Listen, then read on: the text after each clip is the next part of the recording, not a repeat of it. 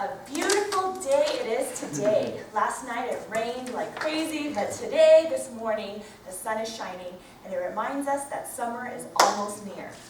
When I think of summer, I can't wait to go to the beach and enjoy the sun, the warm rays on my body, basking in the wonderful warmth of the sun. But it got me thinking. I thought while I'm enjoying this beautiful sun out on the beach, someone out there in the world will be enjoying or experiencing that sun far differently. I thought there will be a construction worker on a roof of a building, hating that sun as he wipes away the sweat on his forehead and the dangerous rays of that sun is burning the skin on his arms. Or I thought an elderly lady sitting at home without an air conditioner could be suffering from heat exhaustion. You see, that same sun that I'm enjoying and experiencing out on the beach can have drastically different implications for somebody else. Ladies and gentlemen, today I want to share with you the concept of context and perspective in 3 real-life situations. I hope that I can inspire all of us to look at situations a bit differently and change the way we think about life. So, just like my sun example just a minute ago, it's always important to analyze all situations in life through context and perspective. Many situations in life have both good and bad intertwined together. Where there is a winner, there's always a loser. This simple concept is very difficult to understand when we live in that context and we have our own perspective. So let me give you an example. I usually take the train to work every day, and my mom usually drops me off at the train station.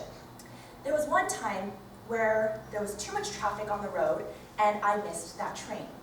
As my mom pulled up to the train station, both my mom and I screamed and said, "Oh no, we missed the train! I wish the train would have been a little late," or "I wish the train waited for you." So we were exchanging all of these conversations. Of course, that's what I want, because that's beneficial to me and it's convenient to me. But just as much as I wanted that train to be late or to wait for me, there was someone else on that train who wanted that exact same train to be early or on time. A businessman might have had a very important meeting he had to attend to, or a mother might have had to rush and pick up her child from a sitter. Do you see, the same train has drastically different implications for me, for someone else, for anybody else. So there's good and bad that is intertwined in that one situation. Secondly, there are situations where something that's meant for good can turn a little sour, a little bad, in one instant. So let's think back to that beach situation. The waters, the cool waters that are flowing through your body. You love that feeling. People go to the beach, a resort. Let's also think of a boat. This is usually a prized possession for many. It could be the family inheritance, the vessel that takes you to your vacation destination. But again, all of these good things can turn completely into a nightmare in one wrong turn. I don't know if a lot of you know, but just about 2 weeks ago, a South Korean ferry that's supposed to transport close to 500 passengers tipped over and completely capsized. It seems like about close to 300 people are found dead or missing, so most likely they are dead. Do you see this boat, the waters, all of these wonderful things turned into a bad thing? Most of the passengers on that ship were high school students who were trying to go to their annual school trip. The trip of their lives turned into a trip that ruined their life. So you see, that boat that many were excited to ride, that boat trapped them from escaping and killed them. The waters that they were so excited to be transported into this new wonderful vacation destination drowned them.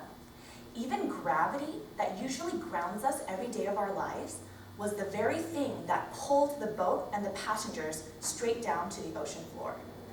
Do you see, all of these good things, like a boat, the beautiful waters, and even gravity itself, turned into something, the greatest contributors to a national disaster.